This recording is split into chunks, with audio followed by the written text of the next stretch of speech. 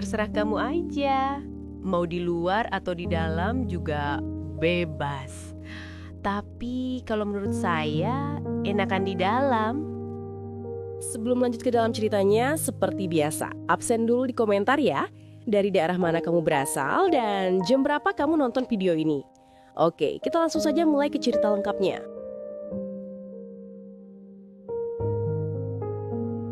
Ibu Yanti sudah berusia 45 tahun, tetapi penampilannya masih selalu terawat.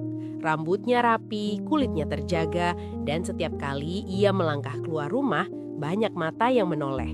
Bagi sebagian orang, usianya mungkin dianggap sudah matang, tetapi bagi Yanti, ia ingin tetap terlihat segar dan menawan.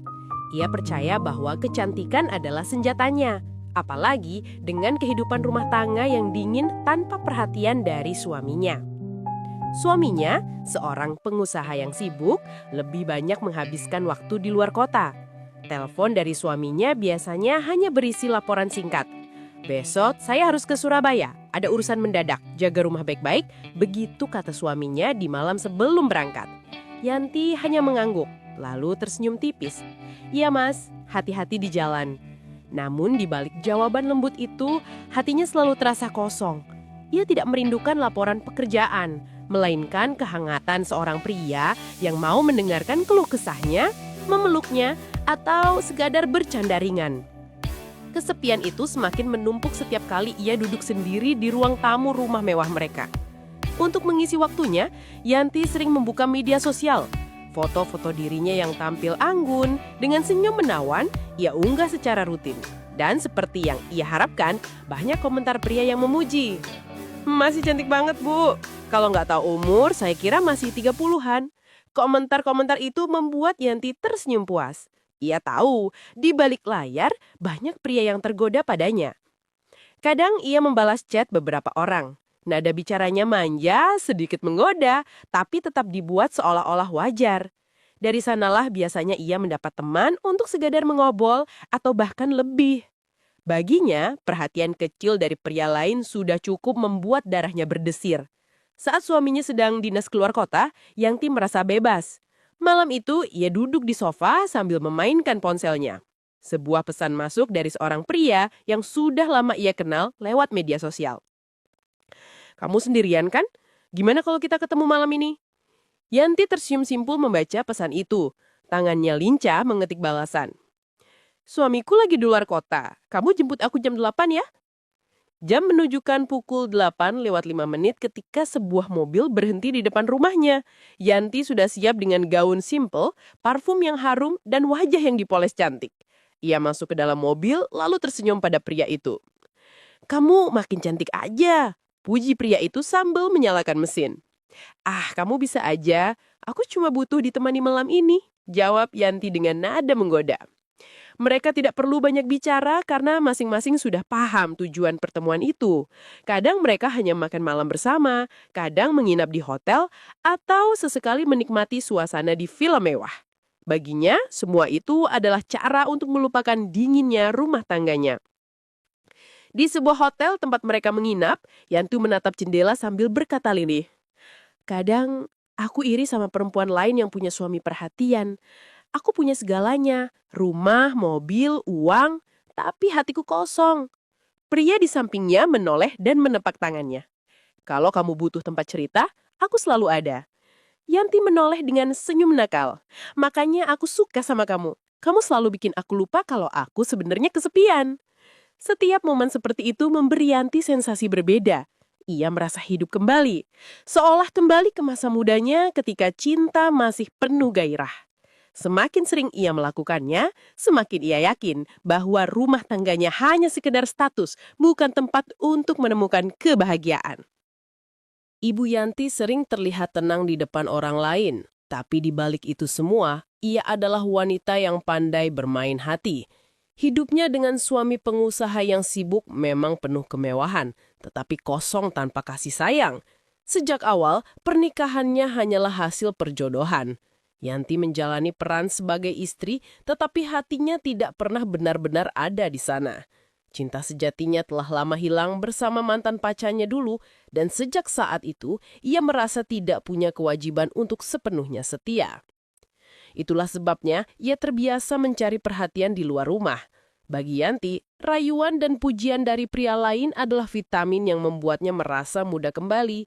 Senyuman kecil, pesan singkat di telepon, atau tatapan nakal dari seseorang sudah cukup membuat darahnya berdesir.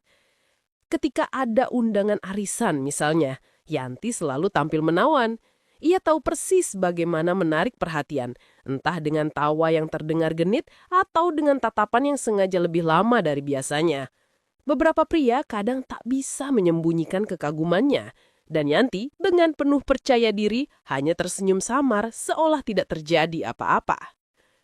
Suatu kali, setelah acara selesai, seorang pria yang dikenalnya berani mengirim pesan. "Bu Yanti, senyummu tadi bikin saya nggak bisa fokus." Yanti membaca pesan itu sambil tersenyum nakal.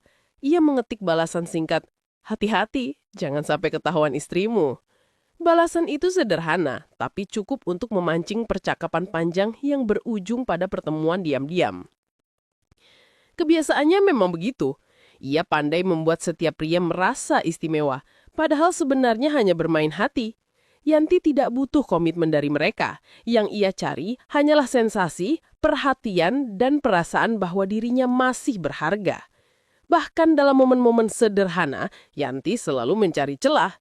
Ketika berbelanja di supermarket, ia bisa saja pura-pura salah ambil barang, lalu tersenyum pada pria asing di sampingnya. Jika pria itu menyapa, Yanti akan membalas dengan nada ramah, lalu meninggalkan kesan yang cukup kuat untuk membuat pria itu ingin bertemu lagi. "Bu, sering belanja di sini?" tanya seorang pria paruh baya suatu ketika. "Kadang-kadang aja, Pak. Tapi kalau sering ketemu sama Bapak, mungkin saya bisa jadi langganan tetap," jawab Yanti sambil tersenyum manis. Dialog singkat seperti itu sering jadi awal bagi pertemuan berikutnya. Dan Yanti selalu pandai mengatur waktu. Saat suaminya sibuk keluar kota, ia bebas membuat janji. Kadang sekadar minum kopi berdua di kafe, kadang lebih jauh lagi, liburan singkat atau menginap di hotel. Yang membuatnya semakin berani adalah rasa puas yang ia dapatkan setelah berhasil menipu keadaan. Rasanya seperti memenangkan permainan rahasia. Saat kembali ke rumah, ia bisa bersikap seolah-olah tidak terjadi apa-apa, menyambut suaminya dengan wajah datar dan pertanyaan biasa. "Perjalanan lancar, Mas," katanya dengan senyum tipis. Suaminya mengangguk singkat. "Iya, lancar, ada banyak rapat." Tidak pernah ada kecurigaan dan itu membuat Yanti semakin bebas. Yanti tahu betul dirinya sedang nakal. Ia tahu selingkuh bukanlah sesuatu yang bisa dibanggakan. Namun di dalam hatinya ada kepuasan tersendiri. Ia merasa hidup kembali, merasa muda dan merasa berharga. Perhatian yang ia dapatkan dari para pria itu adalah balasan kecil atas pernikahan yang tidak pernah ia pilih sejak awal. Maka dari itu, setiap ada kesempatan, Yanti tidak pernah ragu. Ia tahu bagaimana caranya menggoda, bagaimana memberi janji samar, dan bagaimana membuat pria lain merasa dibutuhkan. Dan semua itu ia lakukan tanpa sedikit pun rasa bersalah. Baginya, hidup hanya sekali, dan jika suaminya tidak bisa memberi kebahagiaan, maka ia akan mencarinya sendiri dengan caranya yang penuh kenakalan. Suatu sore, ketika Yanti sedang duduk di sebuah kafe bersama temannya, matanya tiba-tiba terpaku pada sosok yang baru masuk.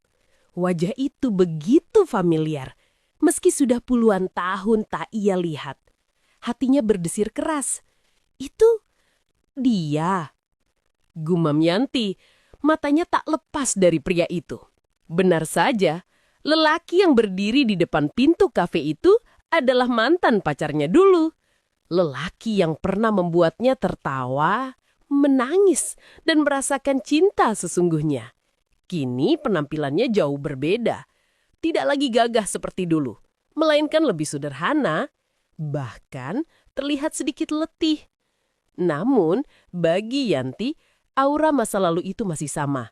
Hangat, sekaligus membuat jantungnya berdegup cepat. Tanpa pikir panjang, Yanti bangkit dan menghampirinya. "Kamu..." Suaranya bergetar, tapi matanya penuh cahaya.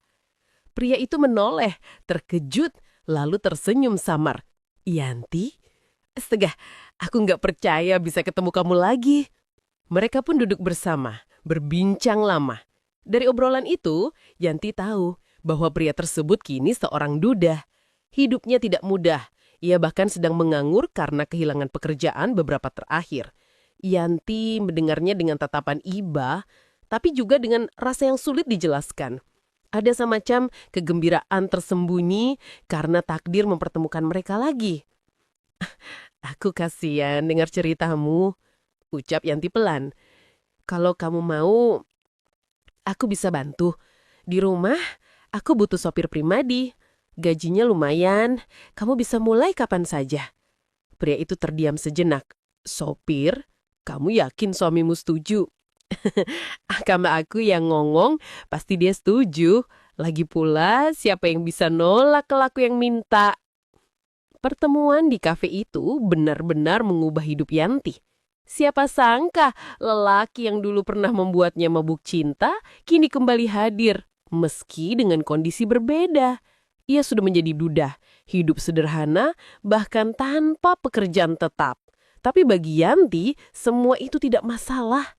Yang penting, rasa yang dulu sempat terkubur, kini kembali berdenyut begitu kuat. Dengan sedikit rayuan manja, Yanti berhasil meyakinkan suaminya untuk menjadikan pria tersebut sebagai sopir pribadi. Suaminya sama sekali tidak curiga, bahkan terlihat senang karena istrinya kini punya pengawal kemana-mana. Padahal bagi Yanti, sebutan sopir pribadi hanyalah topeng belaka. Sejak hari pertama bekerja, Yanti tidak pernah benar-benar memperlakukan mantan pacarnya sebagai sopir. Mobil lebih sering terparkir di garasi, sementara mereka duduk berdua di ruang tamu. Yanti bersandar santai, kakinya terlipat sambil memainkan rambutnya. Katanya sopir, kok kerjaannya cuma nemenin aku ngobrol? Godanya sambil tersenyum manja. Pria itu terkekeh, ya aku nurut aja, kalau majikannya manis begini, siapa yang berani nolak? Mereka sering larut dalam obrolan panjang, seakan menebus waktu yang hilang.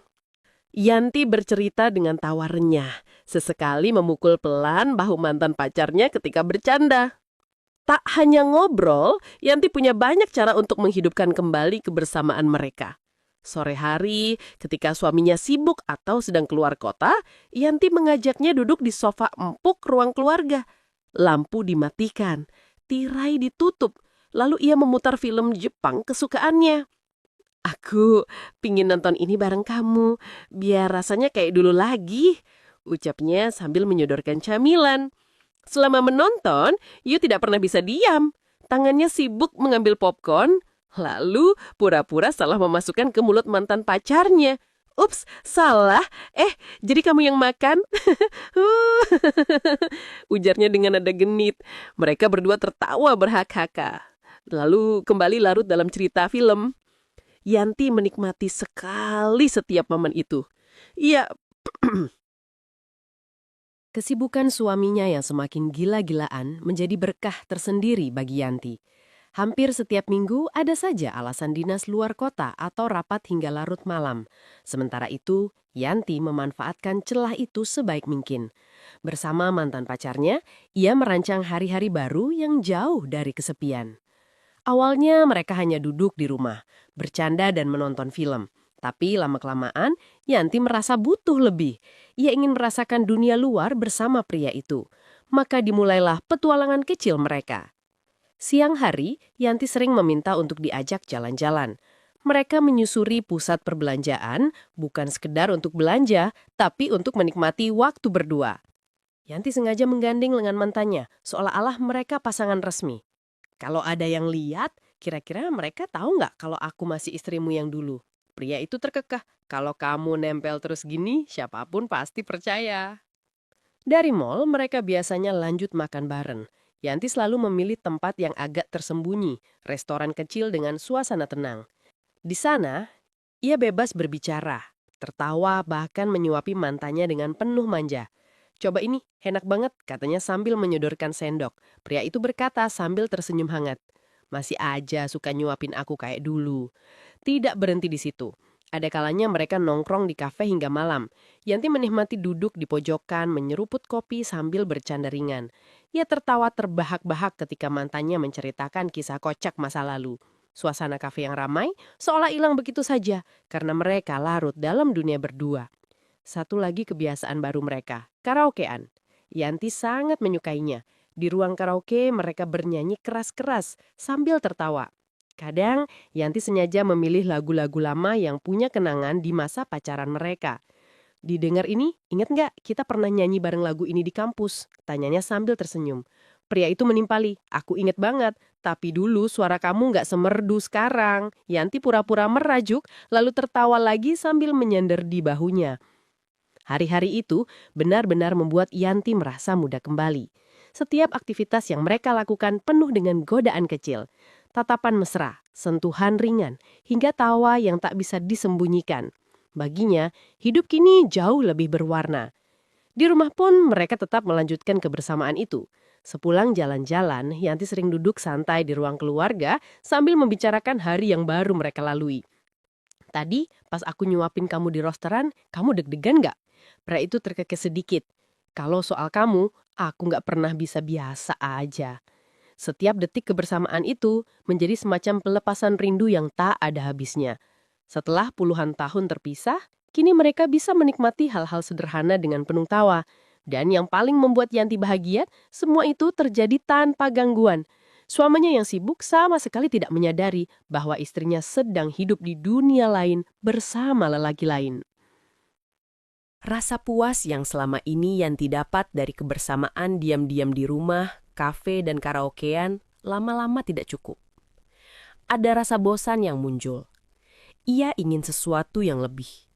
Dan kesempatan itu datang ketika suaminya harus dinas keluar kota selama hampir seminggu. Kalau cuma di rumah terus, aku bisa mati gaya, keluh Yanti. Mantan pacarnya tersenyum. Mau coba suasana lain? Maksudmu? Yanti menatap penuh arti. Bagaimana kalau kita ke Bali? Cuma kita berdua. Mata Yanti berbinar. Tanpa pikir panjang, ia langsung mengangguk. 3 hari di Bali, aku suka. Maka berangkatlah mereka. Sesampainya di sana, sebuah villa mewah di pinggir pantai menjadi tempat pelarian mereka. Villa itu begitu tenang, jauh dari keramaian, membuat mereka bisa bernafas lega tanpa takut ada yang mengenali Yanti. Yanti berdiri di balkon, menatap laut lepas, sambil tersenyum puas. Bayangkan 3 hari tanpa gangguan. Ini surga, ucapnya sambil meraih tangan mantannya. Hari pertama mereka isi dengan jalan-jalan. Mereka menyusuri pantai, tertawa seperti pasangan muda yang sedang bulan madu. Yanti sengaja menggandeng erat lengannya, bahkan sesekali bersandar di bahu, tanpa peduli pandangan orang lain. Setelah itu mereka belanja di pusat oleh-oleh. Yanti sibuk memilih kain dan aksesoris, lalu pura-pura minta pendapat. Kalau aku pakai ini, kelihatan lebih cantik nggak? Tanyanya. Dari dulu kamu nggak pernah butuh aksesoris buat kelihatan cantik. Jawabnya sambil tersenyum nakal. Malamnya villa menjadi tempat paling nyaman bagi mereka. Yanti menyalakan lampu redup, lalu memutar film Jepang favoritnya. Mereka duduk di sofa panjang, cemilan bertebaran di meja. Yanti berulang kali menyuapi mantannya, pura-pura salah memasukkan makanan ke mulutnya, lalu tertawa. Kamu dari dulu emang suka nakal ya? Ujar pria itu sambil menggeleng. Bukan nakal, manja, jawab Yanti sambil menyender. Hari kedua mereka memutuskan untuk karaokean di ruang hiburan villa. Yanti menyanyi dengan suara keras, memilih lagu-lagu lama yang penuh kenangan. Ia sengaja menatap mantannya saat menyanyikan lirik yang manis, seakan sedang mengirim pesan rahasia. Pria itu pun balas bernyanyi, membuat mereka berdua terbahak-bahak. Suasana semakin hidup ketika Yanti mengajaknya berdansa di tengah ruangan, berbekar-putar dengan tawa yang sulit dihentikan.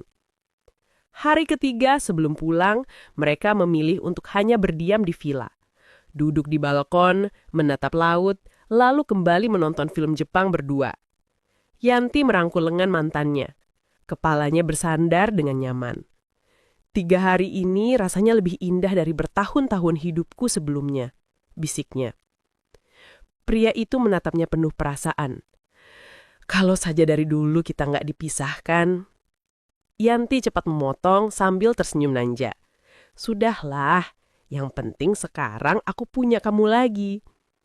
Tidak, hari itu terasa begitu singkat. Tapi bagi Yanti, setiap detiknya adalah kenangan yang tak ternilai. Ia merasa hidupnya benar-benar berubah. Tidak ada lagi kesepian, tidak ada lagi hampa. Hanya ada gairah, tawa, dan kebahagiaan yang membuatnya merasa muda kembali. Sepulang dari Bali, wajah Yanti masih menyimpan senyum yang tak bisa hilang. 3 hari penuh di villa mewah bersama mantannya membuatnya merasa seperti perempuan paling bahagia di dunia. Ia pulang ke rumah dengan hati ringan, seakan tak ada beban sama sekali. Namun kebahagiaan itu berubah arah ketika sebuah kejutan menunggunya. Malam itu, Yanti mendapati suaminya pulang lebih awal dari biasanya. Anehnya, bukan sendiri, melainkan bersama seorang perempuan muda. Dari jarak tertentu, Yanti melihat dengan jelas bagaimana tangan suaminya menggandeng mesra wanita itu masuk ke dalam mobil yang biasa ia pakai kerja. Yanti tidak kaget, justru ia tersenyum miring.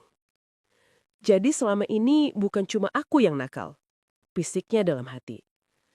Ia berdiri menunggu di pintu rumah. Begitu suaminya masuk dengan wajah panik, Yanti sudah melipat tangan di dada. Bagus sekali, ternyata kamu juga pandai bersandiwara. Ucapnya dengan nada tenang namun tajam. Suaminya mencoba membela diri. Yanti, ini nggak seperti yang kamu lihat. Sudahlah, aku juga nggak mau buang waktu. Mulai malam ini, aku mau cerai. Keputusan itu ia ucapkan tanpa ragu. Bukan karena ia terluka, tapi karena akhirnya ia punya alasan resmi untuk keluar dari ikatan pernikahan yang sejak awal tidak pernah ia inginkan. Yanti merasa bebas, bahkan sedikit puas, karena keadaan berpihak padanya. Keesokan harinya ia langsung mengurus gugatan. Suaminya sempat mencoba membujuk, tapi Yanti tidak bergeming. Dalam hatinya, ia justru bersorak. Akhirnya aku bisa hidup sesuai pilihanku sendiri. Batinnya sambil menersenyum nakal. Tak lama setelah sidang cerai selesai, Yanti mulai merencanakan langkah berikutnya, menikah dengan lelaki yang sejak lama ia rindukan. Mantan pacar yang kini menjadi teman nakalnya, satu-satunya yang mampu membuatnya merasa hidup kembali. Mereka duduk bersama di ruang tamu rumah, membicarakan rencana dengan penuh semangat. Kamu serius mau nikah sama aku? Tanya pria itu seakan masih tak percaya. Yanti tersenyum manja menggeser duduknya lebih dekat. Tentu saja. Bukankah dari dulu aku cuma maunya kamu? Pria itu menggenggam tangannya erat, tatapannya penuh rasa lega sekaligus bahagia.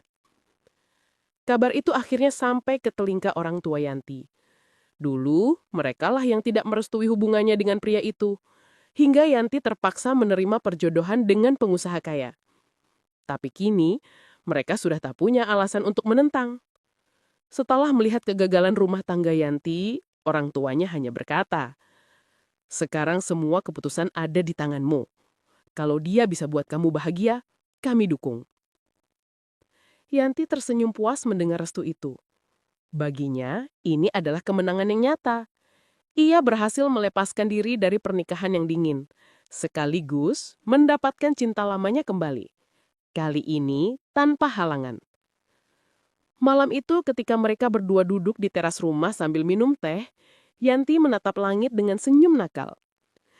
Aku gak sabar rasanya. Hidup baru, cinta lama, dan semua kebebasan yang aku mau. Pri itu terkekeh, lalu menjawab, kamu memang gak pernah berubah. Tetap saja liar dan manja. Dan Yanti hanya membalas dengan tawa kecil.